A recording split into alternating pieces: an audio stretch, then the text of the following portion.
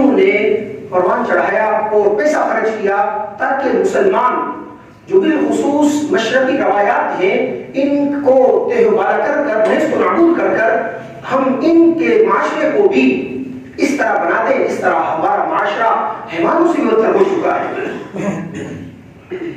محترم سامعین، آج ہماری حالت یہ بن چکی ہے کہ ہم اندھی تقلید کرتے ہوئے اغیار کے نقش قدم پر چل رہے ہیں، اور نبی محسن سرکار دو عالم صلی اللہ علیہ وسلم نے فرمایا الحیاء من الایمان، حیا ایمان میں سے ہے۔ کیا مطلب؟ فرمایا کہ جس شخص کے اندر ایمان ہے اس کے اندر حیا بھی ہوگا۔ حیا اور ایمان دونوں چیزیں لازم اور ملزوم ہیں۔ جس کے اندر ایمان نہیں سمجھو اس کے اندر حیا بھی نہیں۔ اور کہیں پر فرمایا الحیاء شعبۃ من الایمان، حیا ایمان کے ایک شعبہ ہے۔ قرآن کریم میں اللہ رب العزت نے ارشاد فرمایا قل انما حرم ربی الفواحش ما ظہر منها وما بطن والاثم، کہ اللہ رب العزت نے فاحشات کو، منکرات کو حرام کر دیا ہے، ایسی فاحشات جو آویزہ ہوں یا چھپی ہوئی ہوں، ایسی بے حیائی کی باتیں، کام اور رواج، تمام کی تمام چیزوں کو اللہ تبارک و تعالی نے حرام قرار دے دیا ہے، وہ کھا سرن ہو یا اعلانیہ ہو۔ اس لیے اللہ رب العزت نے ارشاد فرمایا دوسرے مقام پر ان الذين يحبون ان تشيع الفاحشة في الذين آمنوا لهم عذاب أليم في الدنيا والآخرة والله يعلم وأنتم لا تعلمون۔ سورۃ النور آیت نمبر 19۔ بے شک وہ لوگ جو اس بات کو پسند کرتے ہیں کہ ایمان والوں کے درمیان بے حیائی کو، فحاشی کو، رویانی کو عام کیا جائے، فرمایا فی الذین آمنوا لهم عذاب الیم، ایسے لوگوں کے لیے دنیا کے اندر دردناک عذاب ہے، فی الدنیا والآخرہ، دنیا آخرت کے اندر ان کے لیے عذاب ہے، واللہ یعلم وانتم لا تعلمون۔ یہ آیت آج سے 1400 سال کم و بیش پہلے نازل ہوئی، اور مدینہ المنورہ کے اندر جس وقت چھوٹی سی بستی تھی وہاں پر نازل ہوئی۔ صحابہ اکرام نے اس آیت پر اندھی تقلید اور اندھا ایمان یقین کیا کہ اس وقت تصور بھی نہیں کیا جا سکتا تھا کہ یہ معاشرہ اس طرح بھی ہو سکتا ہے کہ معاشرے کے اندر بے حیائی، فحاشی، عریانی اتنے عروج پہ جا سکتی ہے۔ لیکن آج میرے عزیز دوستو، اس کی عملی تفسیر اس آیت کی میرا ہر کالج، معاف کیجئے گا، میری ہر یونیورسٹی، ہر ایک فیسٹیول، کوئی بھی جو ہے نا پروگرام ہو، وہ شادی بیاہ کا ہو، وہ کسی کی برتھ ڈے کا ہو، دیگر جتنے بھی فنکشن ہیں، تمام پر یہ آیت آج اس کی تشریح بنی ہوئی ہے۔ پورا معاشرہ، اغیار نے اتنی محنت کی، ان کو پتا تھا کہ جس طرح ہم مسلمانوں کے اندر سے اس حیا کو ختم کر سکتے ہیں، جتنی جلدی کر سکتے ہیں اتنی ہی جلدی ہم مسلمانوں پر غلبہ حاصل کر سکتے ہیں۔ اگر مسلمانوں کے اندر حیا باقی رہ گئی تو پھر کیا مجال کسی کی کہ وہ عافیہ صدیقی کی طرف میری آنکھوں سے دیکھ سکے، یا ان کو جو ہے نا، یا دیگر خواتین ہیں ان کی طرف میری آنکھوں سے کو دیکھ سکے۔ لیکن جس وقت انسان کے اندر سے حیا ختم ہو جاتی ہے تو اللہ کے نبی صلی اللہ علیہ وسلم نے ارشاد فرمایا اذا فاتك الحیا فافعل ما شئت، جب حیا فوت ہو جائے پھر انسان جو چاہے کرتا رہے۔ میرے عزیز دوستو، آج انٹرنیٹ، موبائل، دیگر ذرائع ابلاغ کے ذریعے سے اسی چیز کو جو ہے نا دکھلایا جاتا ہے، پھیلایا جاتا ہے، اور پھر ہماری نوجوان نسل اسی کو لیتی ہے اور اسی کی طرح کرنے کی کوشش کرتی ہے۔ تو اللہ رب العزت نے کیا ارشاد فرمایا ان الذين يحبون ان تشيع الفاحشة في الذين آمنوا لهم عذاب أليم۔ نے یہ بات پہلے بھی پڑھی ہے، جمعے کے اندر ہم نے بیان کی تھی کہ دیکھیں عورت، آج لوگ کہتے ہیں اور کچھ جو ہے نا بس بڑی عالمہ بنی پھرتی ہیں، کہتی ہیں کہ بھئی چہرے کا پردہ نہیں ہے، یا پردہ کہاں سے ہے؟ میرے عزیز، ہونا تو یہ چاہیے کہ ہم اپنی ماں بہن بیٹیوں کو سورۃ النور مکمل ترجمہ مع تشریح پڑھائیں، سورۃ الاحزاب مع ترجمہ تشریح کے پڑھائیں، تاکہ ہمیں پتہ چلے کہ قرآن عورتوں کے متعلق کیا ارشاد فرماتا ہے، پردے کے متعلق کیا احکامات ہیں۔ اللہ رب العزت نے اس مقدس ہستیاں، وہ مقدس مائیں جو اس امت کی مائیں قرار دی ہیں، پاک باز عورتیں، اگر کسی ایک کے متعلق بھی کسی منافق نے، جس کے اندر دل کے اندر روگ تھا، اس نے ذرا سی زبان دراز کرنے کی کوشش کی ہے، اللہ رب العزت خود سامنے آ کر اس کا جواب دیا ہے۔ ان پاک باز عورتوں کے متعلق اللہ رب العزت نے ان خواتین، ان گھر والیوں، سرکار دو عالم صلی اللہ علیہ وسلم کی جو بیویاں تھیں ان کے متعلق، سرکار دو عالم صلی اللہ علیہ وسلم کی بیٹیوں کے متعلق اور صحابیات کے متعلق اللہ رب العزت نے کیا ارشاد فرمایا؟ یا ایھا النبی، اے نبی، کل ازواجک و بناتک، فرما دیجئے اپنی بیویوں کو اور اپنی بیٹیوں کو، ونساء المؤمنین، اور ایمان والوں کی بیویوں کو کیا فرما دیجئے؟ یدنین علیہن من جلابیبہن، کہ اپنے چہرے کے سامنے چادر کو آگے کر لیں، پردہ کریں، پردہ کرنے کا حکم دیا گیا ہے۔ ذالک ادنی ان یعرفن فلا یؤذین، دیکھیں ہم نے یہ بات پہلے بھی پڑھی تھی، لوگ کہتے ہیں چہرے کا پردہ نہیں، یا بات کر لی تو کیا ہو گیا؟ وہ بھائی سرکار دو عالم صلی اللہ علیہ وسلم نے یہ بات ارشاد فرمائی، اگر ایک مرد ہے اور ایک عورت ہے، تیسرا ان کے ساتھ شیطان ہوگا، وساوس ڈالے گا، اور انسان کو گناہ کے قریب کیا چیز کرتی ہے؟ عورت کی محاسن چیزیں، خوبصورت چیزیں، وہ خواہ چہرہ ہو، کوئی بھی چیز ہو، وہ انسان کو قریب کرتی ہے۔ یہ داعی ہے گناہ کی طرف دعوت دینے والی چیزیں ہیں۔ اگر چہرے کا پردہ نہیں تو کیا ہے؟ ساری چیز تو نظر آ گئی۔ ان پاک باز عورتوں کے لیے حکم فرمایا، اگر تم نے ان سے بات اور کلام کرنا ہے تو پھر کیا کرو؟ اگر ایمان والے مرد جن کے متعلق اللہ رب العزت نے ارشاد فرما دیا کہ ان کے دل پاک صاف ہیں اور یہ امت کی پاکیزہ ترین عورتیں ہیں، فرمایا اگر ضرورت پڑے، اگر ان مردوں سے بات کرنے کی ضرورت پڑے تو پھر درمیان کے اندر پردہ قائم ہونا چاہیے۔ اور آج کیا ہوتا ہے؟ آمنے سامنے بیٹھ کر، اور کیا کچھ ہوتا ہے؟ بس الامان والحفیظ۔ محترم سامعین، اللہ رب العزت نے تو یہاں تک ارشاد فرما دیا وَقَرْنَ فِي بُيُوتِكُنَّ، عورتیں اپنے گھروں کے اندر قرار پائیں، ٹھہر جائیں، وَلَا تَبَرَّجْنَ تَبَرُّجَ الْجَاهِلِيَّةِ الْأُولَىٰ، اور اپنی زیب و زینت کو اس طرح ظاہر نہ کریں، اس طرح زمانے جاہلیت میں عورتیں اپنی زیب و زینت کو ظاہر کیا کرتی تھی۔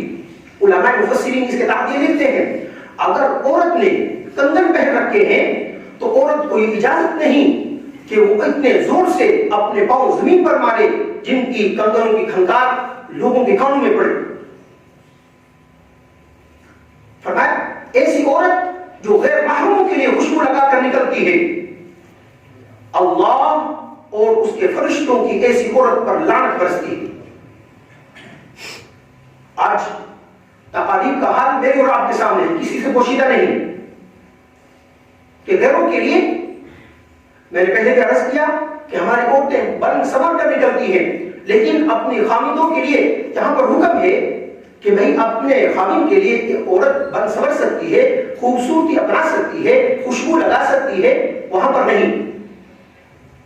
جہاں پر اور پھر اعتراضات ہوتے ہیں کہ مرد جو ہے نا وہ غیر طرف التفات کرتے ہیں، توجہ کرتے ہیں، تو عورتوں کو حکم کیا ہے کہ اپنے مردوں کے لیے بنے سنورے، خوبصورتی اختیار کرے، غیروں کے لیے کرنا حرام ہے۔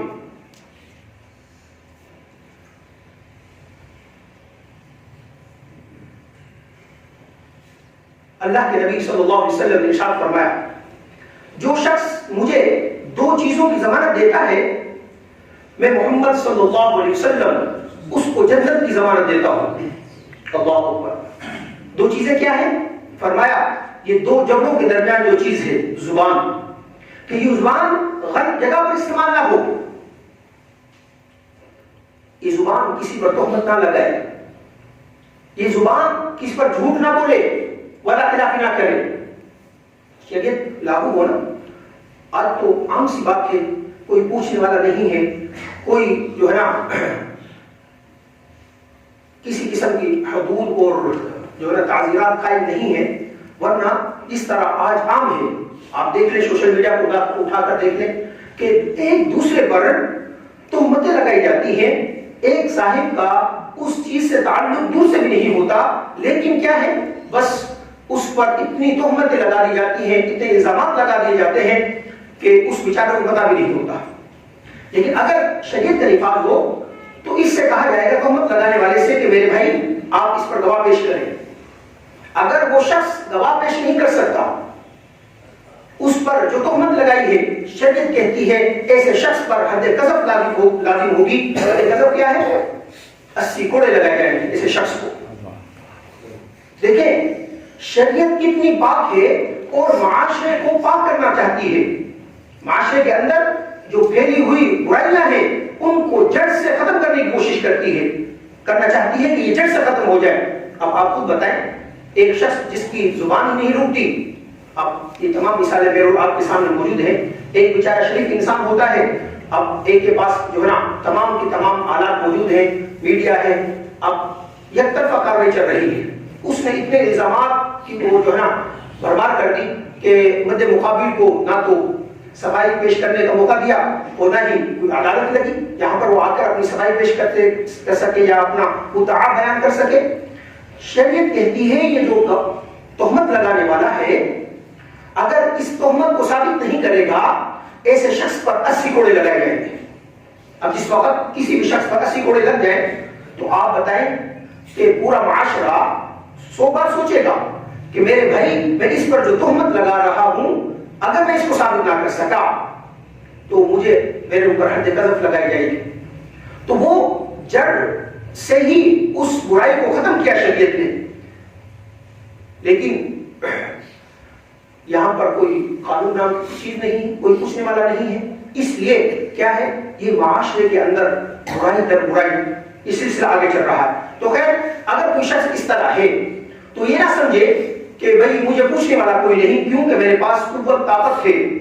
ذرا ابلاغ کی قوت طاقت ہے، پیسے کی قوت طاقت ہے، افراد کی قوت طاقت ہے، محکموں کی میرے پاس قوت طاقت ہے. میرے عزیز اس دنیا کے اندر بڑے بڑے ظالم اور جبار گزرے ہیں جنہوں نے یہ کہا ہے کہ ہم سے مضبوط کون ہو سکتا ہے. اس وقت اللہ نے ان کو پکڑا نا پھر دنیا کے لیے ان کو نشان عبرت بنا دیا. 101 مثالیں میرے آپ کے سامنے موجود ہیں. تو اللہ رب العزت کی عدالت میں جس وقت انسان جائے گا فرمایا وہاں پر ایک ذرے برابر کا بھی کسی پر ظلم نہیں ہوگا، وہاں پر ثابت کرنا ہوگا.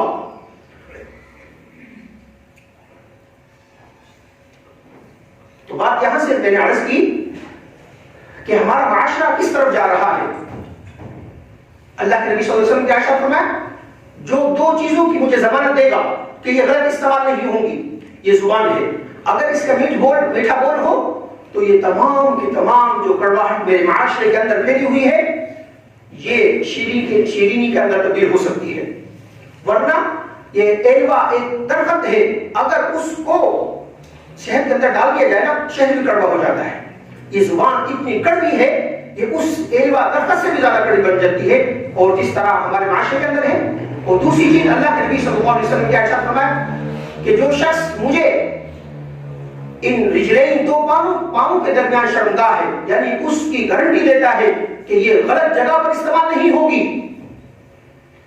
تو میں محمد صلی اللہ علیہ وسلم اس کو جنت کی ضمانت دیتا ہوں.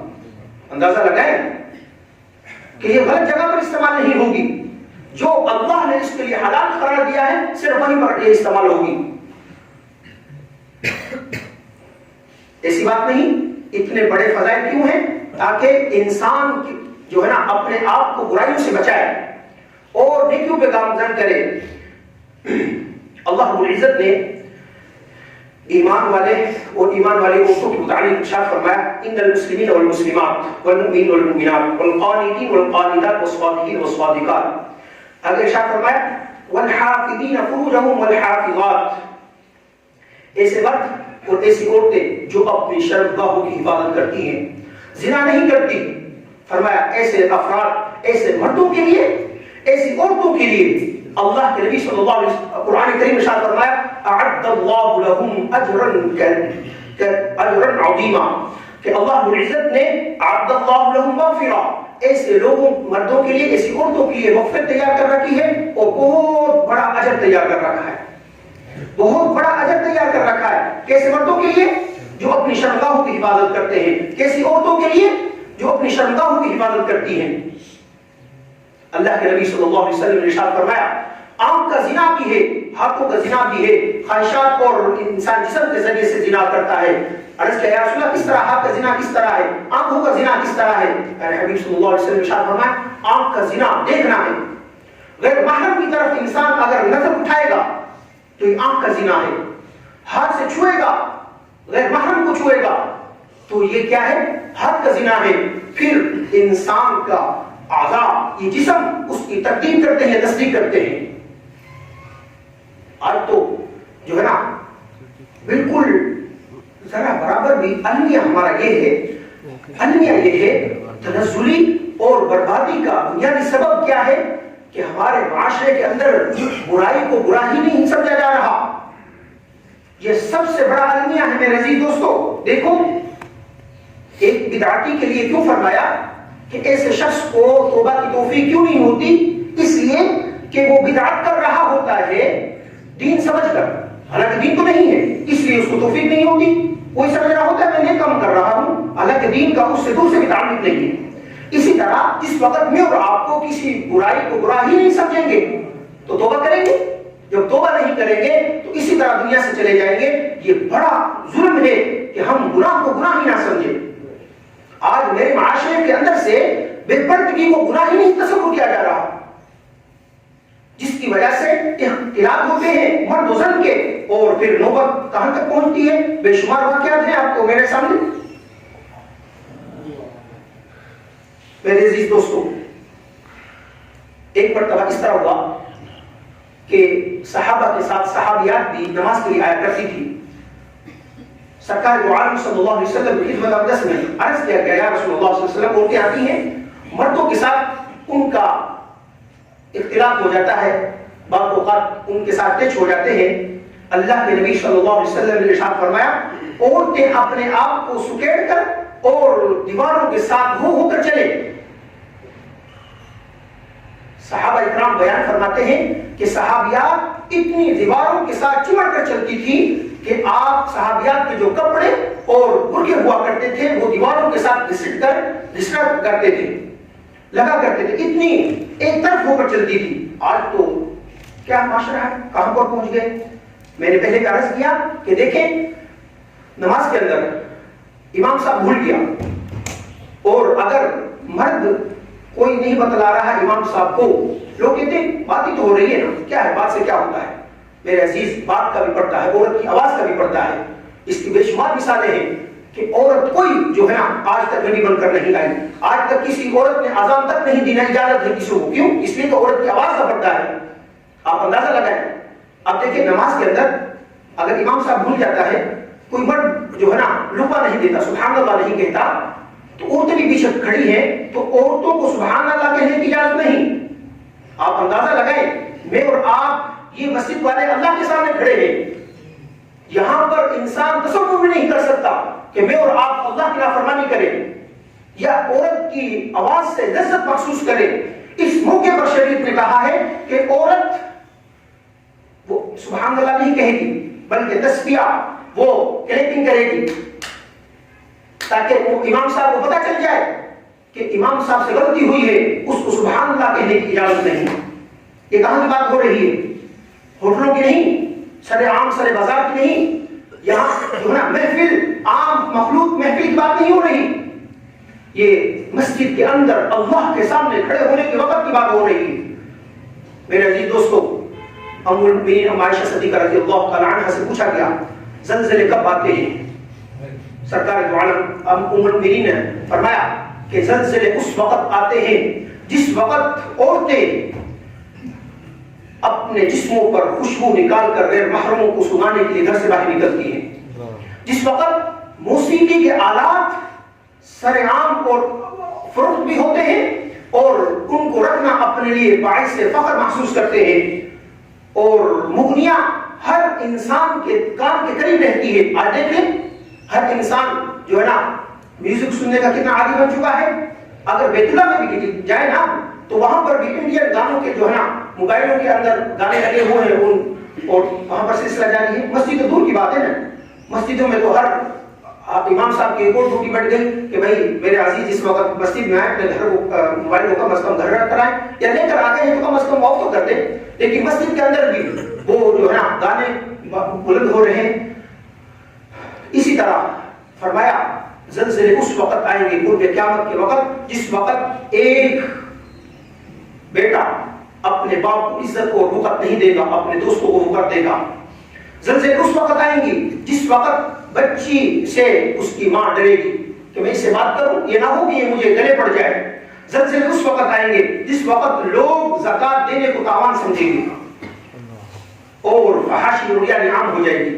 میرے عزیز دوستو، آج میرے معاشرے کے اندر، میرے اس وطن عزیز کے اندر نہ چاہتے ہوئے اب یار یہ چاہتے ہیں کہ ہمارے اندر سے جو اسلامی اقدار ہیں وہ تہذیب ہے اس کو ختم کر دیا جائے، اسی طرح جو مشرقی روایات ہیں اس کو بھی ختم کر دیا جائے اور اس کو وہ جانور والا معاشرہ جو مکمل تباہ ہو چکا ہے یورپ کے اندر، آپ دیکھ چکے ہیں، سن چکے ہیں، مکمل تباہ ہو چکا ہے، ان کی کوشش کیا ہے کہ اس معاشرے کو بھی تباہ کر دیا جائے۔ یہ دنیا مکافات عمل ہے۔ اگر آج میرا نوجوان ساتھی کسی بہن بیٹی کو پھول دے کر، محبت کا پھول دے کر خوش ہوتا ہے تو کل کو بھی اس کی بیٹی پیدا ہونے والی ہے۔ اگر میری بہن بیٹی کسی اپنے آشنا کے ساتھ اس طرح میل ملاپ کرتی ہے اور محبت کے پروان چڑھاتی ہے، کل اس بہن بیٹی کے ہاں بھی بیٹی پیدا ہونے والی ہے۔ آپ بتائیں کوئی بھی ایک شخص اس طرح ہے کہ ہمارے سامنے ہماری بیٹیوں کے ساتھ کوئی اس طرح نازیبا کلمات حرکات کرے؟ برداشت نہیں کر سکتے۔ جب ہم برداشت نہیں کر سکتے تو پھر جس کی بہن ہے، جس کی بیٹی ہے، وہ بھی کبھی بھی برداشت نہیں کرے گا۔ تو لہذا ضرورت اس امر کی ہے، اس بات کی ہے، میں اور آپ دیکھیں اب دنیا کے اندر کیا کچھ ہو رہا ہے۔ اللہ کے مختلف قسم کے عذابات، آزمائشیں مسلمانوں پر آن پڑی ہیں وقتاً فوقتاً، ایک آزمائش آتی ہے اس سے بڑی پھر آ جاتی ہے۔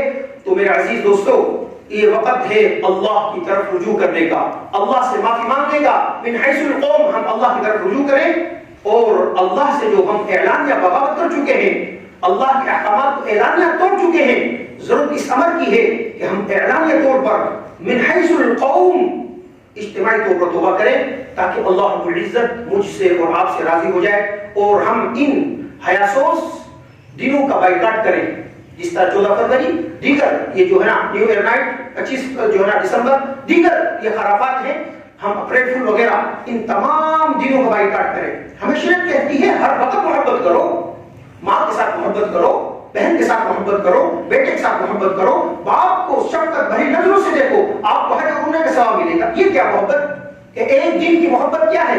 یہ تو غلاظت ہے، بس ٹشو کی طرح استعمال کیا پھینک دیا، یہ محبت ہے؟ یہ محبت نہیں، یہ محبت کے نام پر دھبا ہے۔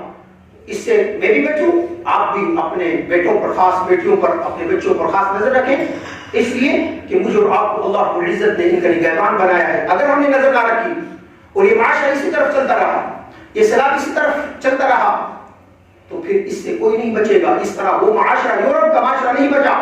آج ان کے بوڑھوں کو وہ لوگ وہ سمجھتے ہیں اور ہاؤسوں میں چھوڑاتے ہیں، اسی طرح یہ نہ ہو رہا ہے، میرے اس ملک کے اندر ہو رہا ہے۔ تصدیق کرتے ہیں نا جو ہے نا نوجوان اپنے بوڑھے والدین کو کہاں چھوڑ کر آ رہے ہیں؟ اگر ہم نے ابھی بھی یہاں پر بند نہ باندھا تو اس سے بدتر سے ابتر حالات ہونے والے ہیں۔